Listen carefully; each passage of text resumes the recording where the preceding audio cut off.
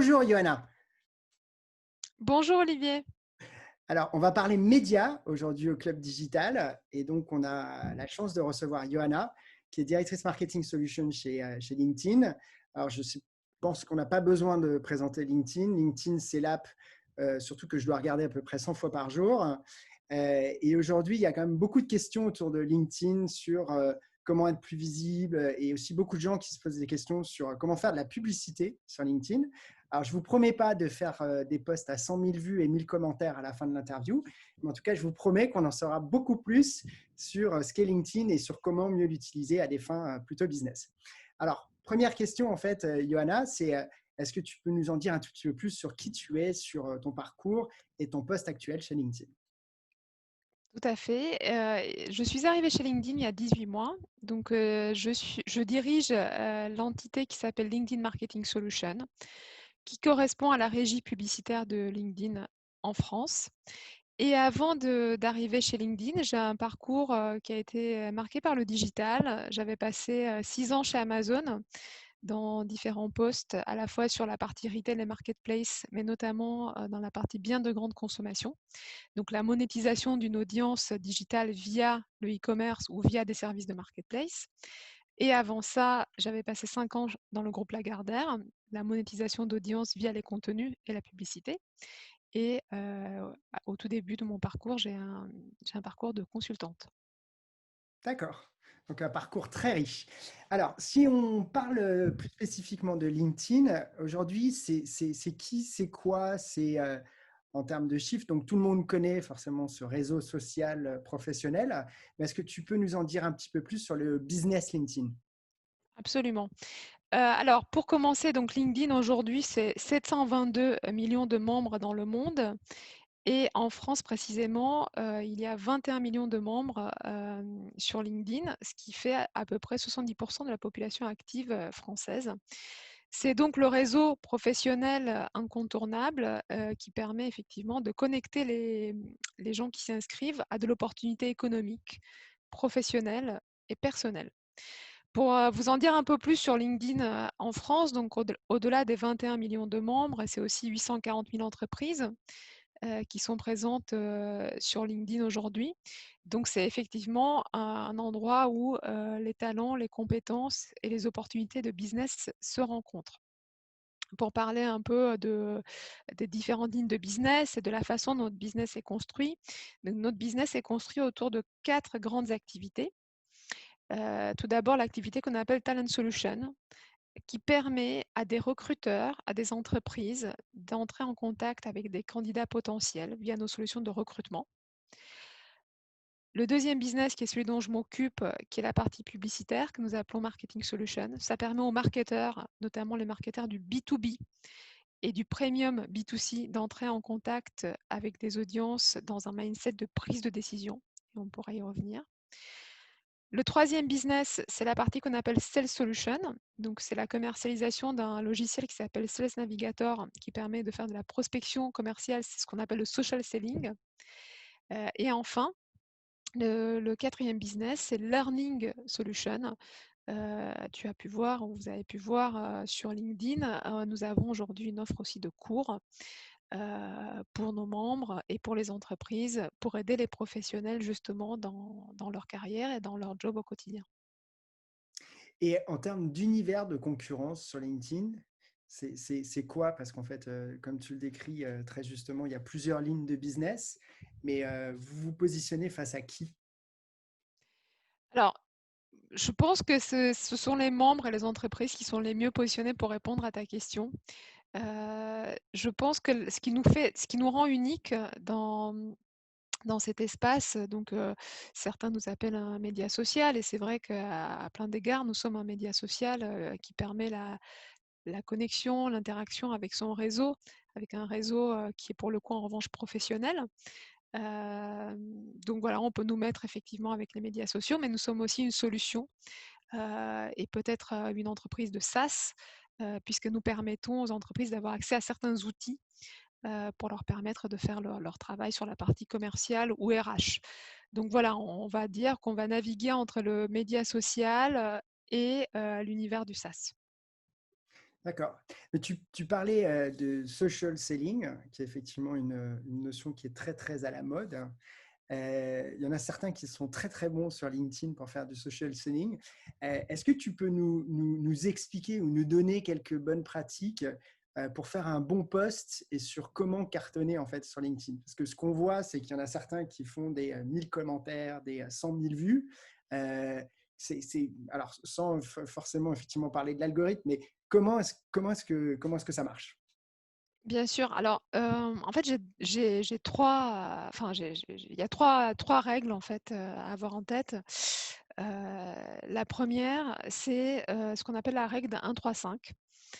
Donc ce que nous conseillons, à nos membres qui veulent avoir une présence active sur LinkedIn, c'est de faire, environ un article pour 3 posts courts et pour 5 interactions, sociales sur des contenus, qui sont postés par leur réseau ou par les entreprises qui suivent.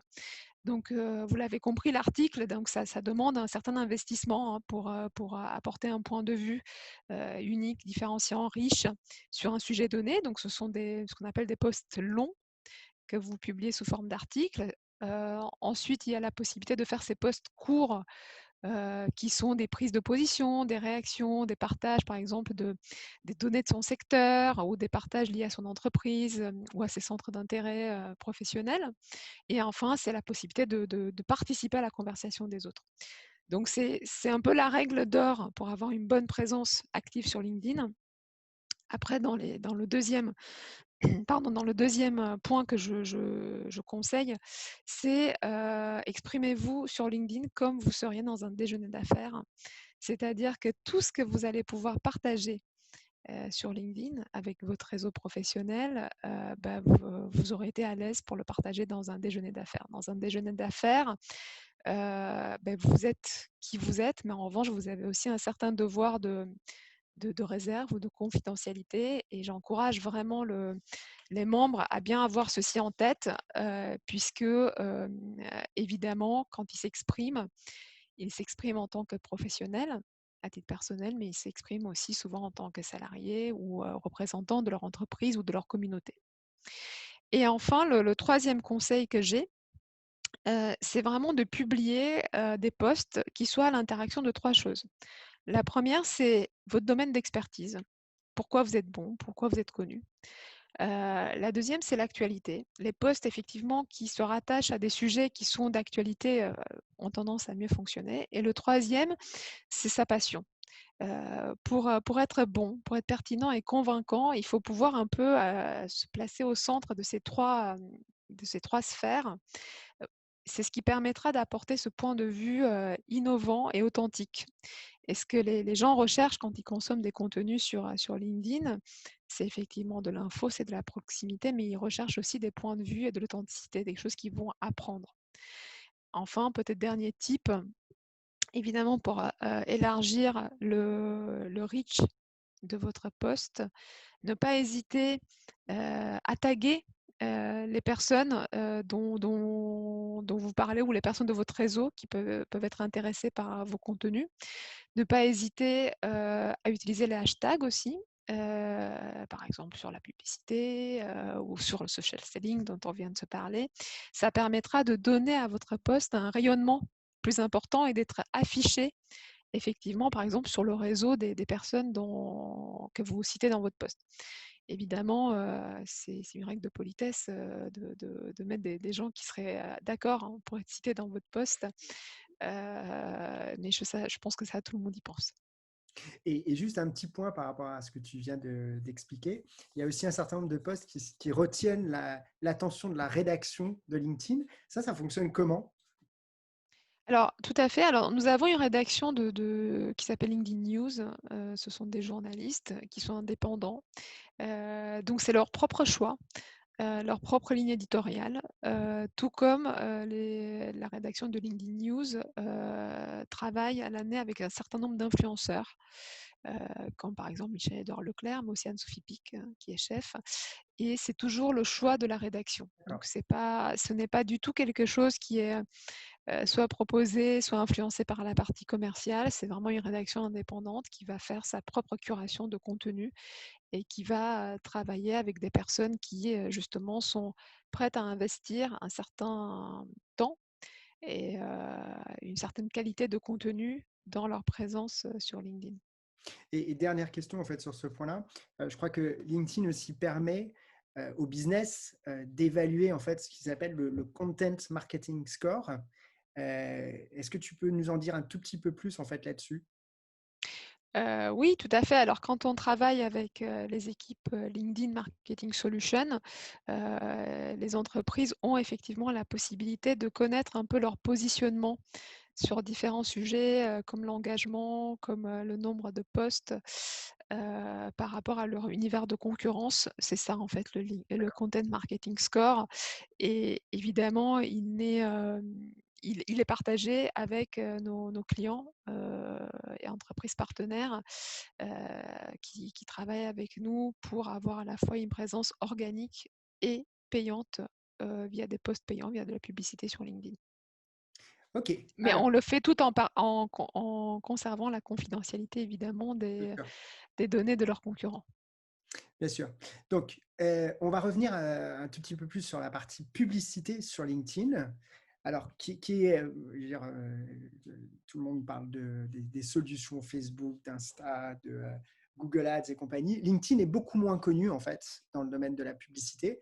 Alors, est-ce que tu peux nous expliquer, et tu es l'experte et la responsable, effectivement, de ce pôle-là, donc, en quoi et pourquoi il faut faire de la publicité sur LinkedIn, pour toucher qui et avec quel objectif? Tout à fait. Alors, par rapport à ce que tu viens de dire, oui, je pense que LinkedIn est moins connu pour ses solutions publicitaires par le grand public. En revanche, LinkedIn est le premier canal publicitaire pour les entreprises du B2B.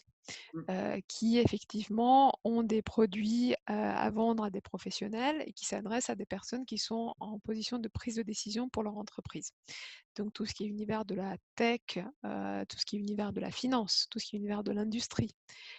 Mais nous sommes aussi un canal de publicité pour, je le disais tout à l'heure, les marques premium du B2C comme le luxe ou l'automobile ou la partie consumer electronics. Donc notre différenciation, c'est la capacité qu'ont les marketeurs et les marques à parler à des personnes à 3 titres. Tout d'abord des gens qui vont acheter des solutions pour leur entreprise, qui vont prendre des décisions. Ce sont des cycles d'achat longs qui qui intègrent plein de decision makers. On pense par exemple sur la tech, on sait que c'est environ 6 à 8 personnes qui sont nécessaires à la prise de décision finale d'un achat sur l'univers de la technologie. Donc on parle aux decision makers. Nous parlons également aux personnes en tant que candidats éventuels, qu'employés, que salariés, que professionnels qui veulent gérer leur carrière. Donc les entreprises utilisent beaucoup les solutions publicitaires de LinkedIn pour parler de leur marque employeur, pour parler de leurs valeurs, pour faire s'exprimer leurs leaders.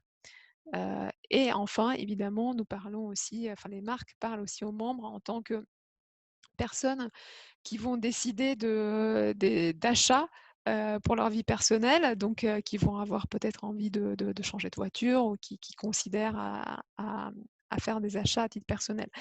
Donc en fait, c'est cette spécificité, c'est arriver à parler à une personne sous ces 3 aspects, qui est la différence de LinkedIn. Et notre positionnement en anglais, hein, c'est Do business where business gets done. Donc c'est effectivement cet angle très B2B et très professionnel qui marque la communication et la publicité qu'on peut voir sur LinkedIn. Et est-ce que tu peux nous citer quelques bonnes pratiques? Même chose pour faire de la publicité sur LinkedIn. Donc, il y a un certain nombre de formats qui sont disponibles. On se pose souvent la question de est-ce qu'il faut faire simplement de la notoriété? Est-ce qu'il faut faire, par exemple, de la considération avec des business cases? Est-ce qu'il faut faire plutôt du carrousel? Est-ce qu'il faut faire plutôt de la vidéo? Encore une fois, tout ça, ça dépend des objectifs de la marque. Mais est-ce qu'il y a certaines bonnes pratiques comme celles que tu évoquais sur la partie social selling? Tout à fait. Alors, tu l'as bien dit, Olivier, en fait, tout dépend de l'objectif de la marque et après, effectivement, nos produits s'adaptent à ces objectifs. Pour te donner un exemple, j'aimerais parler de toutes les solutions qu'on a mises à disposition des marques et des membres aussi, dans le contexte de cette année 2020 marquée par la distanciation sociale et professionnelle. Et ce sont toutes les solutions publicitaires et organiques qui permettent de faire des événements virtuels.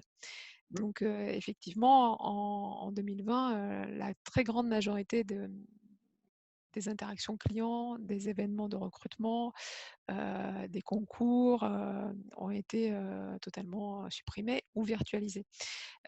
LinkedIn a lancé deux solutions là-dessus. Tout d'abord, le LinkedIn Live, qui permet de diffuser du contenu en live, comme son nom l'indique, sur LinkedIn, et la partie LinkedIn Events, qui permet de faire venir une audience via des posts sponsorisés, par exemple, si on veut, à un événement qui peut se passer sur LinkedIn ou en dehors de LinkedIn. Et ça a été vraiment une solution qui a trouvé énormément d'écho auprès de nos clients et de nos membres qui avaient dû s'adapter du jour au lendemain pour virtualiser des grands moments de partage ou de prospection commerciale de l'année. Et j'ai un exemple que je trouve vraiment très intéressant, c'est celui de L'Oréal. Chaque année, L'Oréal organise un concours avec des étudiants qui s'appelle Brainstorm. Et c'est pour imaginer un futur sans plastique. C'est un événement qui est installé, qui est très populaire. Et pour l'édition 2020, ils ont été évidemment contraints de le virtualiser, de le faire en ligne. Et ils ont notamment travaillé avec nous là-dessus. Les résultats étaient extrêmement intéressants. 2000 personnes connectées pendant l'événement, ce qui est un record de connexion pour l'événement en lui-même. Plus de 1100 heures visionnées sur les contenus qui sont liés à ce concours. Plus de 8,5 millions de personnes touchées via toutes les campagnes et les communications liées à l'événement et plus de 33 000 engagements sur les contenus de cet événement. Donc, ce qui en fait effectivement un dispositif exceptionnel par sa performance. Et ce que je trouve très intéressant, c'est la façon dont L'Oréal a bien articulé l'avant, le pendant, l'après. Donc, ce qui est très important, c'est évidemment, c'est de faire parler de son événement, faire venir les gens à son événement. Donc, il faut bien investir en amont de cette prise enfin, de cette communication virtuelle pour faire connaître, pour faire venir. Le jour J, effectivement, pour mettre en lumière, pour commenter, pour exploiter les commentaires aussi du direct. Et enfin, c'est très intéressant aussi de le faire après l'événement, puisque via des contenus courts, un peu en mode snackable, si je peux dire, on peut continuer à créer la conversation sur les moments forts et les interactions de cet événement. Donc, voilà, par exemple, avec L'Oréal, un très bon exemple de campagne réussie qui mélange à la fois l'organique et, euh, et le payant et dont nous sommes très fiers.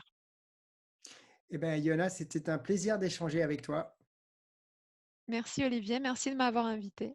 Eh bien, écoute, c'était avec plaisir. Et puis, bah, bonne continuation chez LinkedIn. Et je vais essayer de, non pas de maîtriser ma consommation, mais d'appliquer tes bons principes pour continuer à augmenter effectivement le reach, notamment du club digital. Eh ben, je te remercie beaucoup et je te souhaite une bonne journée. Merci, au revoir Olivier, à très bientôt. Au revoir, Yona.